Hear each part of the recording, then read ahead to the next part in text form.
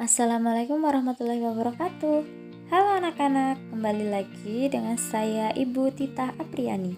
Kali ini kita akan membahas tentang struktur dan kebahasaan dalam cerita fabel.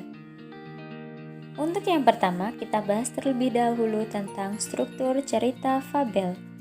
Untuk yang pertama, ada orientasi, yang kedua ada komplikasi, yang ketiga ada resolusi, yang keempat ada koda. Nah, untuk penjelasannya kalian simak berikut ini ya. Yang pertama, orientasi. Apa itu orientasi? Orientasi adalah bagian awal dari suatu cerita yang berisi pengenalan tokoh, latar tempat, dan waktu. Biasanya orientasi ini berada di paragraf yang paling awal ya. Yang kedua adalah komplikasi. Komplikasi adalah bagian cerita yang berisi konflik atau permasalahan antara tokoh satu dengan lainnya. Bagian cerita ini atau komplikasi ini berada di paragraf setelahnya paragraf orientasi. Jadi setelah ada pengenalan, kemudian muncullah masalah-masalah yang dibahas di dalam cerita.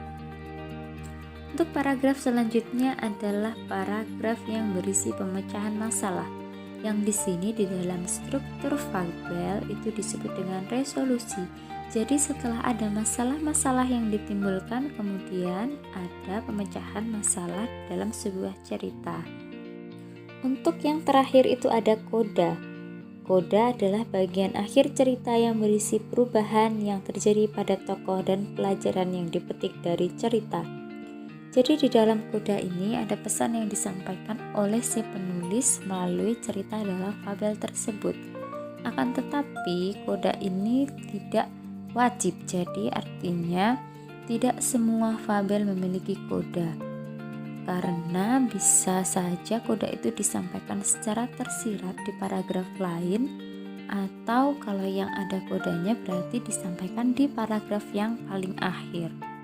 Untuk selanjutnya kita bahas tentang unsur kebahasaan dalam teks fabel. Yang pertama ada sinonim dan antonim. Apa bedanya? Kalau sinonim adalah kedua kata yang memiliki makna sama atau disebut dengan persamaan kata. Sedangkan antonim adalah kedua kata yang maknanya berlawanan atau disebut dengan lawan kata. Untuk contoh dari sinonim, sedih sama dengan merana, tinggi hati sama dengan sombong. Untuk contoh yang antonim, hidup itu lawan katanya mati, kalau tua lawan katanya muda. Untuk yang kedua adalah kalimat langsung dan tidak langsung. Kalimat langsung adalah kalimat yang diucapkan secara langsung kepada orang yang dituju. Kalimat langsung ini biasanya ditandai dengan tanda petik. Yang kedua adalah kalimat tidak langsung. Kalimat tidak langsung adalah kalimat yang melaporkan atau memberitahukan perkataan orang lain dalam bentuk kalimat berita. Biasanya tidak menggunakan tanda petik. Contoh kalimat langsung. Halo gajah, kamu mau kemana? Nah, di situ ada tanda petik yang digunakan. Jadi dapat disimpulkan bahwa itu termasuk dalam kalimat langsung. Yang kedua, contoh kalimat tidak langsung. Ia mengatakan bahwa gajah lewat sini 15 menit yang lalu. Nah, dari kalimat itu dapat disimpulkan bahwa kalimat tersebut adalah kalimat berita yang menceritakan bahwa gajah telah lewat situ dalam 15 menit. Jadi tidak ada dialog di antara tokoh satu dengan tokoh yang lainnya. Yang mengatakan itu adalah berdasarkan cerita dari si penulis. Kebahasaan yang ketiga adalah kata seru. Kata seru adalah kata yang menyatakan perasaan seseorang dengan nada meninggi atau penekanan.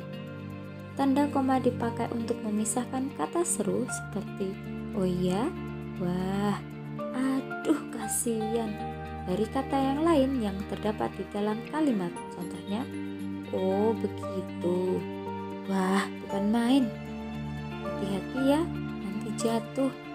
Coba kamu tutup pintu itu.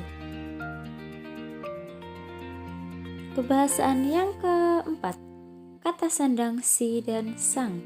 Kata sandang merupakan sejenis kata penentu atau pembatas yang letaknya di depan kata benda atau kata sifat.